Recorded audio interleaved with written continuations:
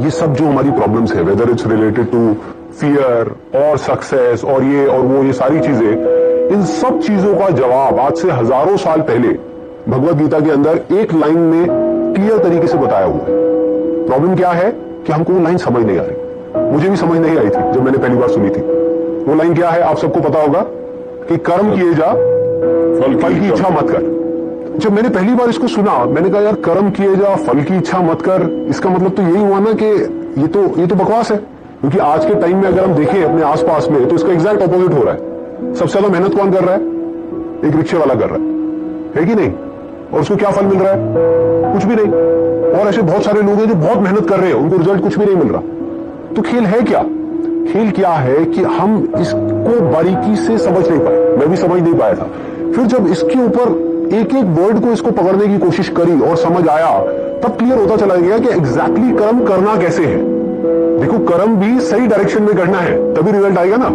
Success यहां है, आप वहां भागे जा रहे हो। आप कह रहे हो यार मैं तो 10 साल से भाग रहा हूं, अभी तक मेरे को सक्सेस मिली नहीं। तो फंडा क्या है कि डायरेक्शन गलत है। कर्म गलत डायरेक्शन में हो रहे हैं। अगर कर्म सही डायरेक्शन में हो जाए तो प्रॉब्लम सॉल्व। अब देखिए क्या है ये, कितना आसान है कि हमारे सारे डर खत्म हो जाएंगे और पूरी तरह से खत्म हो जाएंगे। सक्सेस जो चाहिए, जितना चाहिए वो हमको मिल जाएगा।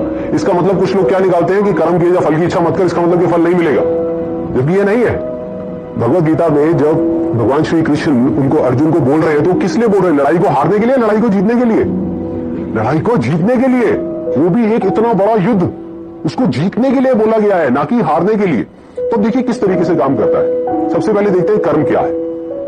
कर्म 3 लेवल पे होते हैं। एक है जो हम अपनी बॉडी से करते हैं, जो हम समझते हैं कर्म का मतलब कि जिसको हम मेहनत बोलते हैं, वो कर्म इंपॉर्टेंट है ही नहीं, मैटर ही नहीं करता।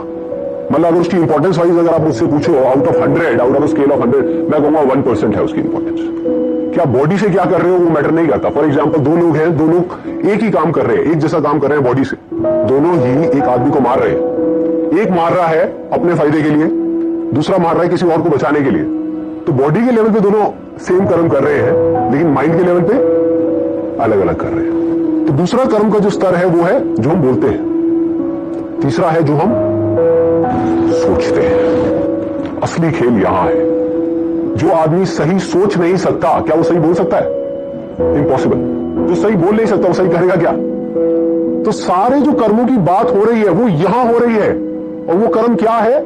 सोच के लेवल पे। और जिसकी सोच सही डायरेक्शन में हो गई, उसकी लाइफ सही डायरेक्शन में जानी उसको तो फल मिलना ही मिलना है।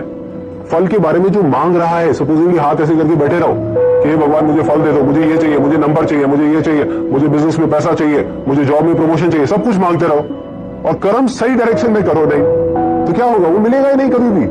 दूसरी तरफ से कुछ मत मांगो, लेकिन कर्म सही डायरेक्शन में करते चले जाओ, तो उतना मिलेगा जितना हम सब में से कोई सपने में भी नहीं सोच सकता। देखो, लाइफ का फंडा पता है क्या है? मेरी लाइफ का एक्सपीरियंस क्या कहता है कि जब तक जो चीज नहीं मिली होती, जब तक सक्सेस की खेल शुरू नहीं होता ना, तब तक तो हमको लग रहा होता है कि यार ये भी हो जाए तो बहुत है, ये भी हो जाए तो बहुत है। एक बार वो खेल शुरू होता है, जब उसका खेल शुरू होता है ना, तो इतना आता है, इतना आता है, इतना आता है जितना हम सपने में भी नहीं सोच सकते। समझ ही नहीं आता कहां से कैसे कैसे आ रहा है। बस कर्म सही डायरेक्शन में होने चाहिए। अब वो सही डायरेक्शन में कैसे होंगे?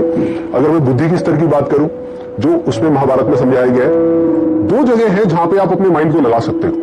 अपनी बुद्धि को हम 2 जगह पे लगा सकते हैं। सारा खेल माइंड का है। सबसे पहले तो हाथ पैरों के कर्मों से ऊपर उठना है हमको, कि हाथ पैरों से आप कुछ भी करते रहो, रियल लाइफ में उठा करके देख लो, वो मैटर नहीं करता। जो बोलते हो वो उससे ज्यादा मैटर करता है, लेकिन वो भी इतना मैटर नहीं करता। कोई आदमी बोलता तो बहुत बड़ी बड़ी बात है, जब करने की बारी आती है कुछ भी नहीं करता। ये अंदर कुछ और सोच रहा है, बोल कुछ और रहा है। जब ये तीनों चीजें सिंक हो जाती है कि जो आप सोच रहे हो वैसे ही आप बोल रहे हो, वही आप कर रहे हो, तब मिरेकल्स होना शुरू हो जाता है। तब कुछ एक्स्ट्राऑर्डिनरी होता है, तब हिस्ट्री क्रिएट होती है। तब वो चीज होती है जिसके लिए सक्सेस बहुत छोटा वर्ड है। सक्सेस से कुछ बहुत बड़ा हो जाता है, जो हमने सपने में भी नहीं सोचा होता।